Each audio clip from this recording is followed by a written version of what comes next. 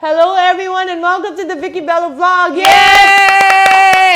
Okay, so I have as my guest today someone who I really enjoy being with. I love listening to her make kwento. It's one of the few times I'm actually quiet because I'm so fascinated.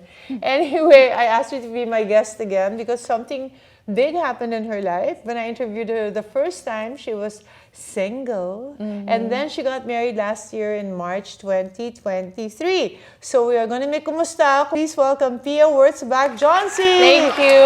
It's great to be back. Our last video was last year. Oo nga. And it was a while back na, so... You're making me kwento about the whole, you're so demonstrating how you put on your dress. It's too short, you pull it down. Oh yeah, that was the that funniest. whole Miss Universe journey. Like halfway through the competition, so a week and a half. And then it was a black and white gown, but I remember it being a size bigger. Oh no. And bitin. Ngayon, nasa hallway kami ng mezzanine ng Planet Hollywood. So may mga ibang tao doon. Doon ko na sinukat kasi they're so strict where you can't bring your team with you to your room. So, sinukat na namin siya sa mezzanine and then bitin siya dito. So, hinila niya pababa. Pero dito naman, bumababa dito sa boobs. So, hinihila ko pataas. Pero nabibitin naman sa baba. So, naghihilahan kaming ganun. Hihilahan kami. Tapos nasistress na ako syempre. Kasi parang, oh my gosh, ito na yun. Ilang taon. Tapos, ito lang. Parang, naiyak ka ba? Universe journey, yeah. So now you are no longer, you're still Miss Universe in our minds, but of course, you're now Mrs. Jauncey. Yeah. So, it's a good feeling. It's a great feeling. It's been a year now. I can't believe it. Parang that year went by so quickly. We did it in the best way possible for us. We did it na kaming dalawa lang, which was a little, non-traditional. Usually, you have guests, but Jeremy and I decided to have a very private wedding where we didn't even have our families. Zero around. talaga? Yeah, our witnesses were people like from the island. Teka muna, so did you plan to get married in the island talaga? Or you just said, hey, let's just get married already? Oh no, we planned it. We planned it. I knew that I wanted a very small private ceremony. And thankfully that's what he wanted also because this is going to sound weird, and I hope this doesn't come off the wrong way, but I have my worst nightmare is to walk down the aisle with like camera phones on me. That I don't see any faces. I only see the back of people's phones. Okay. And I feel like work is already that. Like people are taking lots of pictures of you where gusto ko in this very intimate and private event in my life, I would want to remember it and be there because it's a wedding. It's not like, I just have I just wanted it, because I share my life to everybody naman. I share it to the world. Everybody knows how I started and the Miss Universe and that. But I found a part of my life where I just wanted to Keep it private. Yeah, and then be like, I want to enjoy it and I want to say my vows without having to worry about everybody hearing it and be honest about it. I don't want it to be part of the video as well, so I asked them to take it out and just enjoy and just let it be about me and him. And I know that doesn't work with all couples because of course you want to celebrate with your friends and family, and that's also fine. Everybody wants, it's such a personal thing. Everybody has their preference, but I just wanted it to do it that way, and I felt like I was really able to enjoy. Kasi, doktora, ito na, ang daldal ko na. This is why she says that she just stares. Okay. So, I would ask people for advice, and I'd ask them, so you got married, what did you enjoy about it? What didn't you enjoy about it? Like, tell me the experience. And that I would always hear women say, oh, I wish I enjoyed it more. Like, they enjoyed it. I had fun. I was celebrating, of course, but I just wish I had more fun. And I was like, that's interesting. Why? Like, what do you mean? And she's like, well, I felt like I was worrying about the guests, and I was thinking about, if they were okay, and I needed to entertain and take so many pictures and that. And I listened to that, and I thought, that feels like work. It feels like our kind of work where we're in front of the camera all the time and entertaining people. And so like I said, I think I want to change it up for my wedding where, I do my own hair and makeup and then I am barefoot. I don't want to wear heels. Talaga? Yeah, I was barefoot. So, your wedding gown was made by whom? So that's also one thing. I didn't want like a luxury designer. I wanted it to be made by someone who is dear to me as a part of my life. So Bessie Besana, who's a good friend of mine, also a designer, was one of the people who mentored me when I was starting out in pageants. And, he helped me out a lot. There was a time where I also lived with him for about a week just before I competed at Miss Universe because I felt the pressure and I couldn't get sleep. And he was like, you need someone with you, dito ka muna. And I really appreciate that. And he was there at the beginning of my journey. And I know he's a designer. So I was like, gusto ko may sentimental value yung gown. So I want it to be made by someone I love. Oh, ang sarap naman. Yeah. But he wasn't at the wedding. No, he wasn't. So, Pia, why didn't you invite anyone? You were scared that if you invited one and you didn't invite somebody else. Well, that's one of the reasons. But also because I wanted to just focus in the moment and enjoy. But it's not to say I don't ever want to celebrate with other people. We actually had a plan of doing a second one that, and we wanted to do it in Scotland in a castle. So, and then I was gonna start inviting people because I wanted to do it to get the ceremony over with na kaming dalawa lang and enjoy and savor that moment. And then I'll do another one with other people. I think that's a good idea. So, your honeymoon was Seychelles na rin?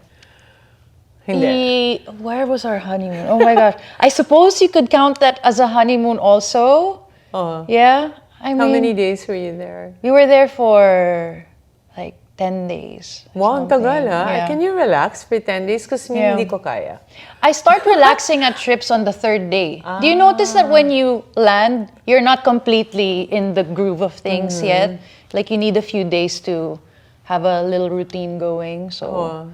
Me naman kasi I can't relax because I'm always working. So if it's too long, I feel like I get tense, diba? What's Jeremy like?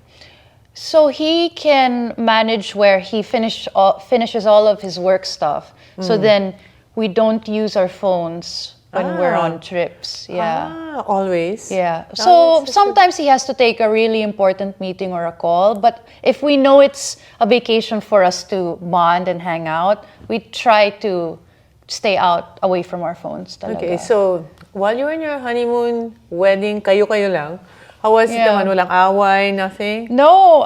While we were doing the planning, it was literally 10 minutes. Sabi lang sa akin, so what kind of cake do you want? What kind of flower arrangements? Mabilis. Nakapag-decide na ako agad. Sabi ko, I just want maybe 2-3 tiers, white, and chocolate inside of it. That's it. Like, I'm not too...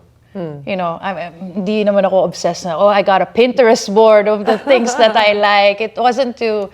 And then the only thing is though, the flower arrangements. So the national flower of Seychelles is frangipani. Okay. And then when I Googled it, kalachuchi pala siya sa Pilipinas. Okay. Di ba usually yun yung sa pag mga wake? Okay. So, hindi ko naisip yun. So, tos parang sabi ko, hold on. I know this is your national flower, but in the Philippines, we use it for another kind of occasion. So I think we need to change it to white roses.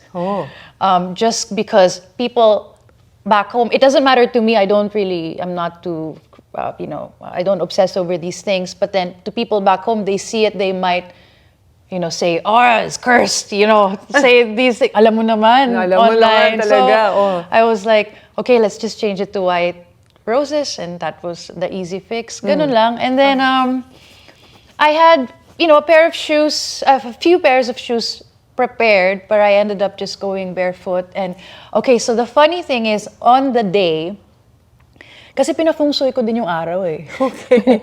Pinafungsoy ko, sabi ko, ito yung date, ito yung birthday niya, birthday ko. So, and then, I got the blessing for that day, March 24. Sabi, ito dapat. Sabi ko, okay, that's the day. So anyway, the day comes and we get married around sunset, like 5 p.m. So we decide on which beach because the island is it's a private island and they have a few beaches. So we decide that this is the beach that we want to get married. Okay, pero getting to that beach, so for me to get to my entry point, I have to climb May up music rocks. naman, Meron. Okay. Hindi naman. Speakers lang. Okay. Speakers lang. Super simple lang. Speakers lang. Pero to get to my spot, na para hindi ako makita ni Jeremy sa before walking, I have to climb like rocks. Oh my God, to get, bare feet? Yes. Aray. In a gown. Na naka-hair and makeup, ganyan. Hawak ko yung gown. So hawak kong ganyan. And then my other hand is like trying to maneuver so I don't trip and fall on my wedding day. And I'm no glam team. So I did my hair and makeup on my own habang naka-zoom ako sa kapatid ko. You know, I was drinking a bit of champagne and I was like doing my hair and makeup. It was fun. I found it so therapeutic. You know, I'm prepping myself for a big day. Because I'm usually in a makeup chair getting glammed up and, you know, you're spoiled. But then I found something very therapeutic about just doing my own face and being like, this is it. I'm gonna get married. Like, I mean, I did my own makeup at Miss Universe. So anyway, so I get there. Tapos I find out that para hindi niya ako makita, kailangan ko umakyat sa mga bato-bato. So I did that. And I was like, I wish somebody was recording this right now because this is wild. Like so I climbing through rocks. I get to my starting point, and by that time, I'm drenched in sweat. Like no. I'm like the makeup is melting. Nawala na yung kulot ko, so straight hair na ako. and I'm like, and then they had to give me a towel. That's how, you know, sweaty I was. Toalya. Tinatoalya nila ako ganyan. Sabi ko, all right, so didn't expect this, but you know, I didn't care. It was like, how can I'm about to get married. Like, I can't obsess about like my makeup and how I look in kulot na wala na. I'm like, it's not the point. The point is like for us to walk, him to see me, say our vows. So when I started walking, I just sabi ko sa sarili ko, I have to remember this moment because usually you know, you're overwhelmed. A blur. Yeah. My wedding was a blur. Everybody says, your wedding is so nice, ganyan. Thank you, kasi hindi ko maalala. Anyway, go ahead. Yeah, so I was walking and then I can see him tearing up, crying, and I'm like, I'm pretty chill. I'm keeping it together. I'm like, natunaw na nga yung makeup ko, iyak pa ba ako? Sabi ko, sige, we get there, and then I wrote my vows like the night before. Like, mahaba ba? Medyo, yeah. And I wrote it on a piece of paper.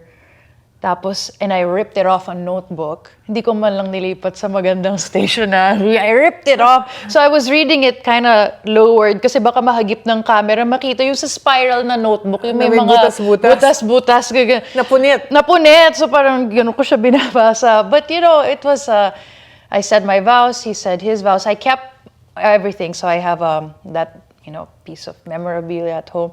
And then we signed the document because it's a civil wedding after all, you know. It's not a religious wedding. So we sign it, and then the tide's coming, and then I could feel the water, pero dead man na. Like everything's going wrong, but like dead man na. And then, but I had so much fun. And then after that, we drank champagne. And then we were like, let's go back to the restaurant. Let's have some steak. Like we ate and yeah, it was It was what you wanted it to be. Yeah. Yeah. And then you told me naman, it feels so good to be married because you feel secure. Is that something you weren't before? There's a different kind of security knowing that you are now with a life partner and you've committed to forever. And so your goals are different now. Like you make decisions together and you have like no matter what happens in the world, in the outside world, you have home and you have someone to come home to, and that person isn't going anywhere. And that's a nice feeling for me because I come from a broken family. How old were you when your father left? 9. 9. Yeah, I was 9. You remember the time? I remember the day. Really? I remember the Yeah, I Why remember was the it, day. ano? So it was I come from home from school. It was just a regular day, and then I'm noticing he's packing his stuff. He gave me this blue boom box for my birthday, and he took it. It comes up to me and says, "I'm just gonna borrow this, but I'll give it back to you." And I said yes, and then was the last time I saw him. He brought pa your book. Yeah, he took it with him. I don't know why. Were you a daddy's girl? Yeah, I was. Talaga? Yeah. So what? Were they fighting already before that? Yeah. So your concept of marriage when you were young wasn't so good. I was hopeful that mine would be better, but I wasn't waiting for a guy to like save me naman. I've always been pretty independent, and it wasn't like a goal. Oh, I have to find a guy and I have to get married and I have to have kids. I suppose because of the way I grew up, I was kind of the dad in the family because I was the breadwinner, and then I am also making executive decisions for the family. So I wasn't really looking, but it happened, and it. Were you afraid to get married? Hindi naman. Hindi naman. No. I suppose I'm more afraid of getting married to the wrong person. How did you know that Jeremy was the right person? You know what's funny is that on our first date, Oh. before going down to see him on our first date, I looked at myself in the mirror and I actually thought, what if ito na kaya yung pangasawa ko? Like, what if lang naman? Sabi ko lang naman, Joke lang, what if lang naman, pero crazy idea. Pero what if, like, tas natawa lang ako, tas bumaba na ako, tas nagkatotoo. Ay! So wala kang narinig na bells nung na-meet mo si Jeremy? I mean, nagulat ako. I mean, because so I was like, are you sure you're not modeling or an actor? Because you look like you could. And He's so like, hot. no. Ang gwapo ni Jeremy, grabe. Di ba? Yeah, and he's, very business-minded, built a wonderful business. Beautiful destinations. Beautiful destinations. So they were the first ones to focus on travel on social media. And then they just grew and grew until it became an agency. So people think it's an Instagram account with millions of followers, but it's actually a full functioning agency with employees that do marketing and strategy for tourism boards, hotels, airlines, anything to do with travel. Do you help him in this business? Kasama ka na rin? Wala. No. So your is talagang you stick to Mine. it. So I know their deal is they see each other at least once a month. Di ba anong klaseng parang relationship? Ganun ba talaga from the beginning of time? You spend 1 week together once a month, wherever you are. We tried to shorten it. Oh. Like 2 weeks mawala ako doon, tas 2 weeks ako nandun, ganon. But with work lately, I've also been very blessed because work is really picking up for me and lots of opportunities are coming. So he understands that I need to grab these opportunities now. And he sees it naman din, and he's also like, go, do it. Talaga? Yeah. Because he's older, right? How old is Jeremy na? He's 39 and he's turning 40 in August. So usually mga ganong guys, nandiyan na yung I want to have children. Diba? And your career is really, yung international career mo, nagpipick up. I'm so proud, of course, when we were together in Fashion Week, that you made such an impact on your first Fashion Week. Grabe, everybody's talking about you. So, he's encouraging you there? Or was it a struggle na parang, Pia, I'm ready to be a dad? We know that we want to have a family, for sure. And I would, of course, that's part of the plan. We almost decided to do it sooner. And then we both decided, okay, let's just wait a little bit. So we're getting there. Nag-away na ba kayo? You know what the thing is? We don't fight a lot. And I know, and I swear, since we got married, naging less na talaga. As in, ano bang pinag-aawayan very niyo before? rare that, pagkain. Bakit?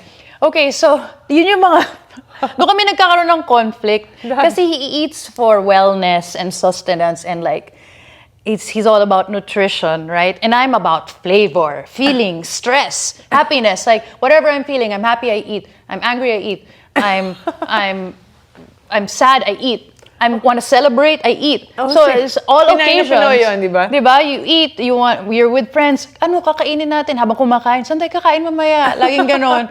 And with him, he could eat the same meal every day and not change anything. And it drives me crazy. Sabi ko, you need flavor. What about the sauces? You don't want to put salt? Like, what's going on? Anong kinakain niya? Steak? Chicken, rice, Oh. broccoli. Ikaw nagluluto? No. Okay, buti naman namin. Hindi ka talagang housewife. Sinabi ko na sa kanya yan from the beginning. Actually, first date namin, sinabi ko na sa kanya. Sabi ko, I'm not a housewife. So if that's what you're looking for, that's not me. Okay. So that was clear from the beginning. Aww. Yeah. And he naman, was he everything you thought? Did he hide anything from you? No, we made sure, and I made sure to ask all of the questions at the beginning pa lang. So I think that's Nakakatakot important. ka naman i-date. No, parang First date pa lang, I'm not a housewife. Okay. I'm not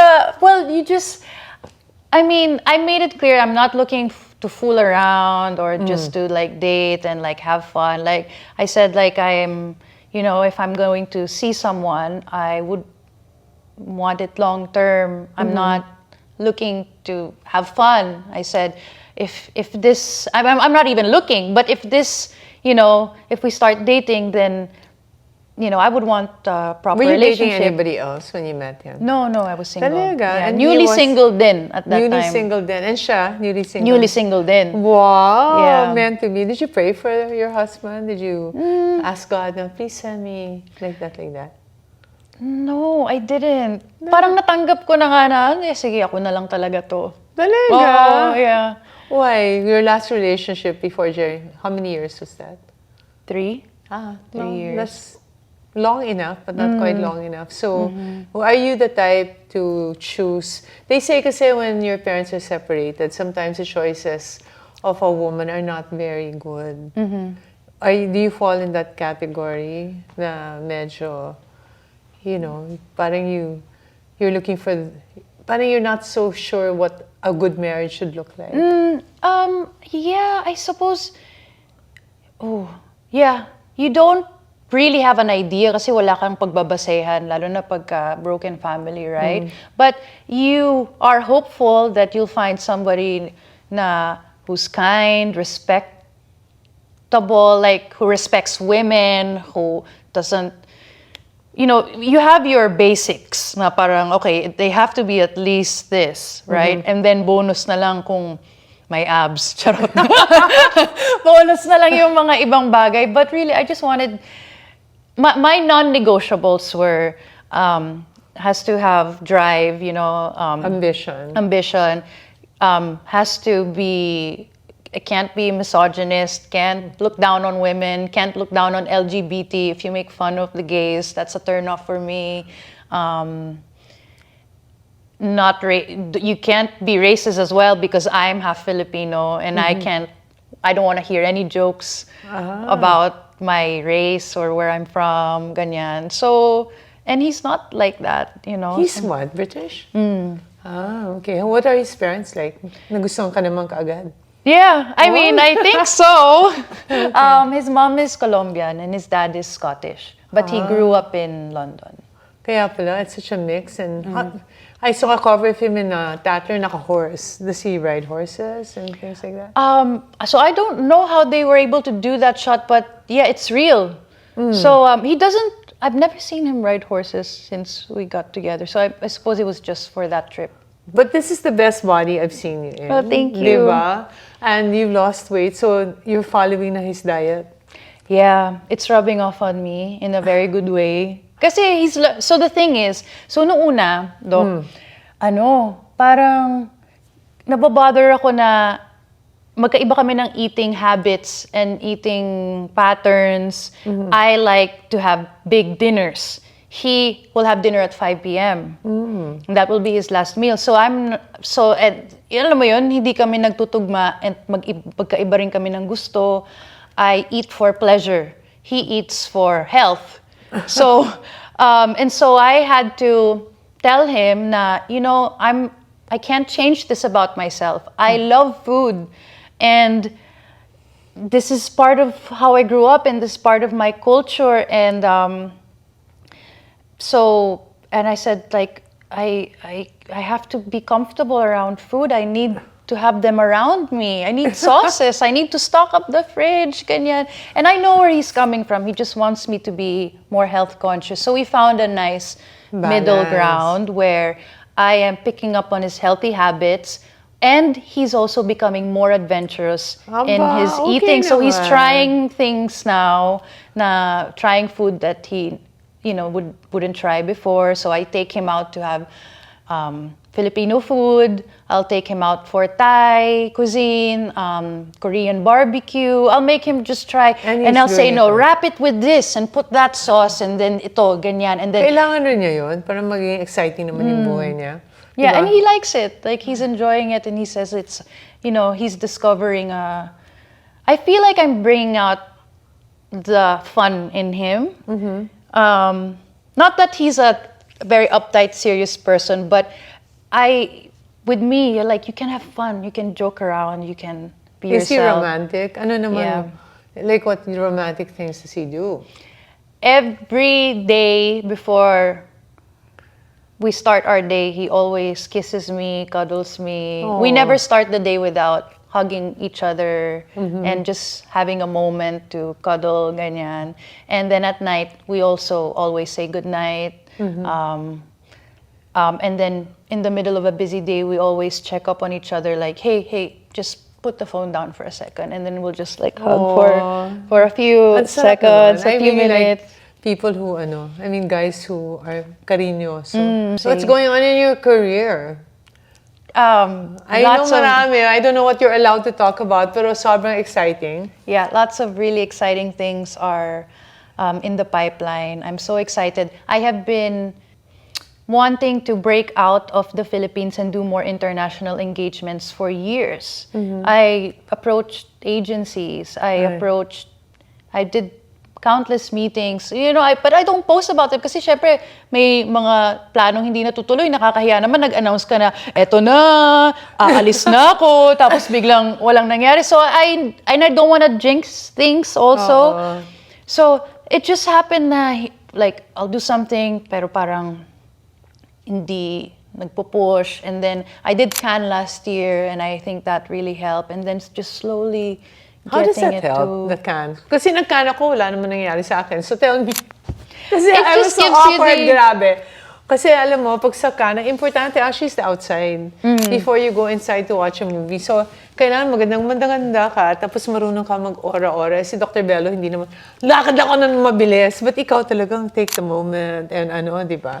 Yun, expert ka na. It's like a pageant, right? Yeah. But how did that help you?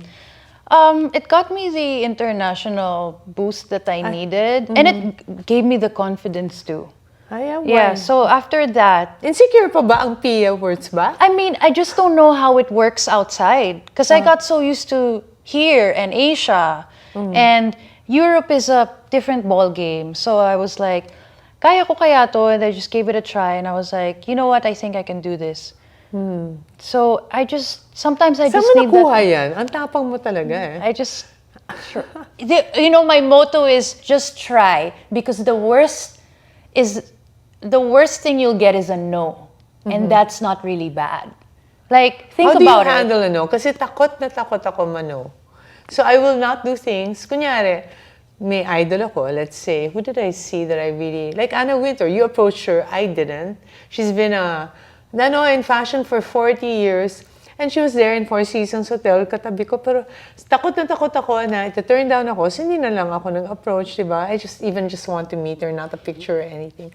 Pero ikaw, pinuntahan mo. Yeah. And then if she says no, if she says no, that's fine. You just say, okay, if you're respectful naman. Umiiyak ka ba at least or something na... Umiiyak? Yeah, like me, I'll feel bad and I'll pick myself up. Kaya mo to, go again. Diba? Try again another time. Pero ikaw, wala talaga, parang...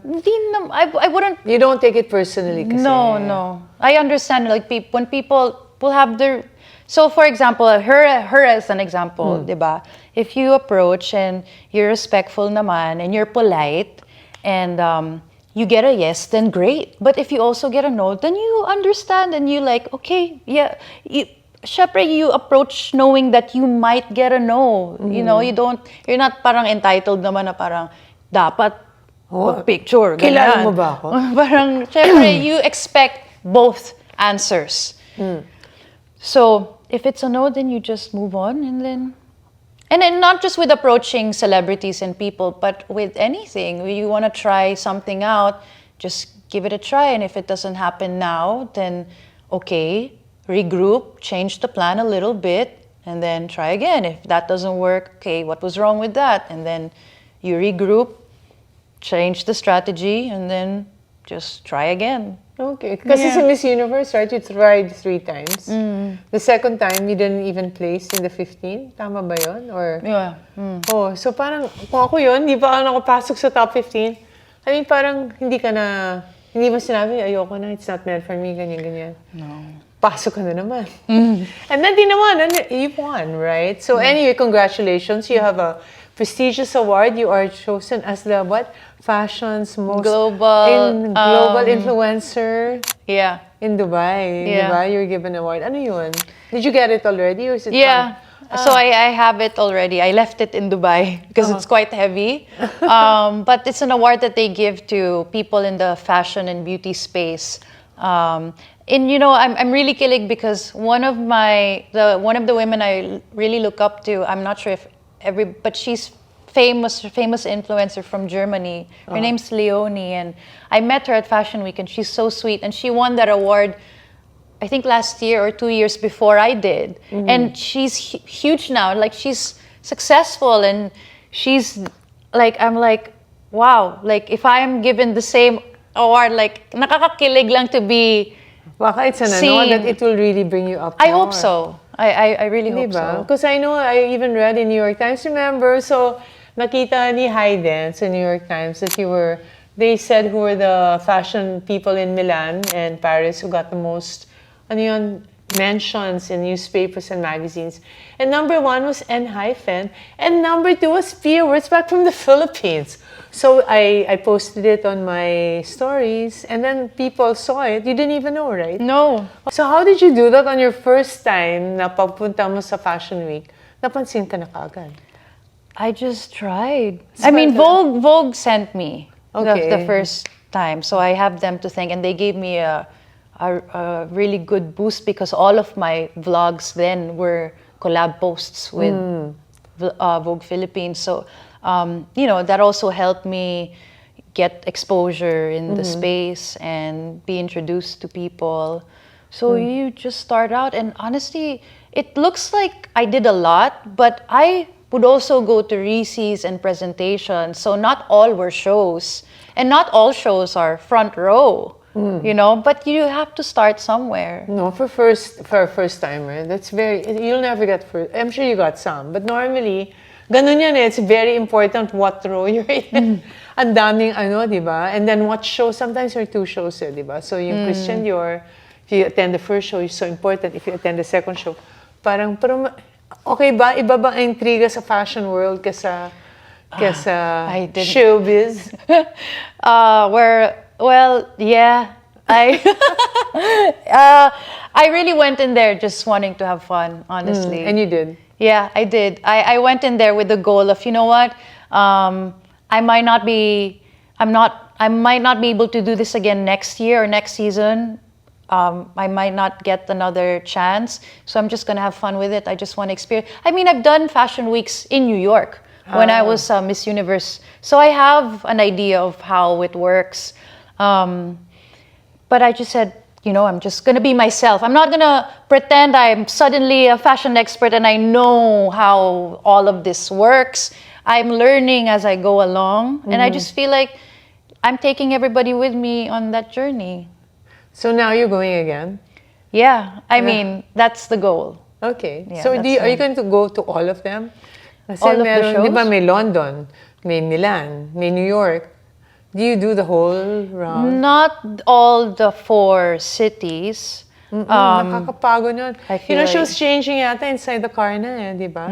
Sino yung driver mo? Pinoy? Yeah. So may cortina lahat. Kasi kami, pag nag-change ako sa car, may blanket. And then I'm really down and I'm changing to make, ginawa mo rin yun. Yeah. Kasi iba-ibang outfits mo. I thought you saw so many. Did you really take the full, go to the Reese's, dress? How do you get them to dress you? So the brands will usually dress you. And if you attend a show or a Reese, you still have to be dressed by the brand. By the Buti brand. ka pa, kasi ako have to buy, ikaw libre.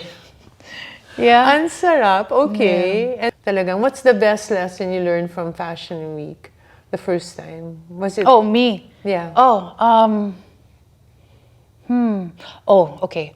I didn't expect it to be physically tiring talaga. You lost 10 pounds yata eh. Yeah, like, sabi ko parang, if I'm not healthy and fit, magkakasakit ako halfway. And I got a cold halfway through because puyat, tapos may jet lag pa, and then di ko in-expect na ganito ka busy. So, by the end of it, I was exhausted, and I said, I have to start working out.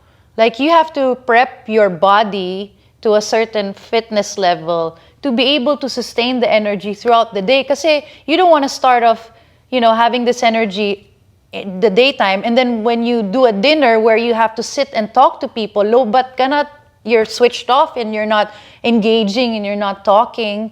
So I'm like, I have to be on my A game. So I said, I have to prepare for this. I can't just go in. So sabi ko, next time I'm gonna work out, I'm gonna be healthy, I'm gonna be fit, so then I can handle the time difference, the stress, the sleeplessness, not sleepless, but just the challenges that come with it, Oh, and then did you call Jeremy every night and, I'm tired now? No, I never complain. Is that your thing? No, yeah, no, I don't complain. Like, to me, you're there, ginusto mo yan, do it. I think that's the heart of a champion talaga. And I think that's how and that's the best way to life, diba? Just find the silver lining. Yeah, and even if like, kasi minsan umuulan. Tapos, so, for example, the Hermes show that we did last season, umulan, wala akong dalang payong. So yung buhok ko, bumagsak na. Hindi pa ako pumapasok sa loob. I can't let that, bother me. It's Alam mo, just kahit hair. basang-basang buhok mo, ang ganda-ganda mo pa rin. Banat na lang natin. Ganyan. So, anong funny incident naman doon? Meron ba nangyari na nakakatawa? Yung mga ganon, yung unexpected, it was so cold the last season. It was so cold, and then you're wearing spring-summer collection. So, ang lamig talaga. And then, it's just braving the weather. I did not expect that it would be brutal some days. And you can't let these things bother you. You have to be just grateful to be there. So sometimes we're running late. Minsan, kasi conscious ako sa time eh. So pag sinabing 8 p.m., gusto ko before then, nandun na ako. Diba? Usually, may isang beses 8:30 na. Wala pa kami doon. So sabi ko, we're gonna miss it. Wala na, I'm expecting we're gonna miss it. But let's go pa rin and try. Sabi ko, let's go and try. And if the doors are already closed, then that means we missed it. But if it's not, then didn't go. God is good. I suppose everybody was late, so it was still open. And I was like, I can't believe it. I get down the car and I'm like, I'm gonna go. In high heels, tumatakbo ka. Boots, high heels. Pasok na ako. And I made it. I made it to the show and I'm like, if I gave up in the car pa lang and said, uwi na tayo late na. Nangyari sa akin yun. Pumunta kami sa Versace show. Late rin kami ni Blythe, ni Andrea Villandes. But she was so excited to see Kylie Jenner. So she was so excited. So I said, ang sakit na ng paa ko, hindi na ako makatakbo. Magsasara na yung door. Sabi ko, Blythe, mauna ka na lang, hindi na lang ako manonood. So nanood na lang ako sa kotse the whole time. Pero siya pagpasok talaga. Alam mo si Andrea, when she watches the fashion shows, hindi niya tinitingnan yung fashion show. Pag nandyan si Kylie, doon na siya nakatingin. The whole time. Kasi she wants to imbibe the energy of Kylie. Di ba she also sa makeup line? So, yung Lucky Beauty niya. And then she's so high the whole time. Nakakatuwa. I really love people with positive energy. Yeah. And on that note, since medyo gabi na, we are going to let Pia go. But I want to share that she has something so exciting, but I cannot share what it is. But I'm really praying for you, and it's something really big. putting the Filipina in a kasi baka akala nyo Koreans lang. No, we are going to be in a big campaign and we'll pray for and we're also doing and of course we're going to do a Belo, campaign. yes. Yeah, We're diba? doing some exciting things with Belo And as I'm well. so happy also that you are so into charities and advocacy. I really love your heart. You haven't changed at all. Thank you. Yeah, please stay humble. Please always give the best for the Philippines. When you're there, I'm so proud. Kasi ang ganda mo tingnan. Perfect siya for Fashion Week because you're tall, you fit the clothes so well, you walk like a queen. So parang, you know, it just makes my heart swell with pride. So I'm so happy that you're there. And thank you for agreeing to guest on my vlog. No, of And course. so everyone, so please, if you enjoyed this interview, comment and follow. Yeah, and let us know what you want us to talk about for next time. Yeah, babies na. Next ano for life. So that's mga 3 years from now. Thank you, P. Thank you. Mwah. Bye, everyone.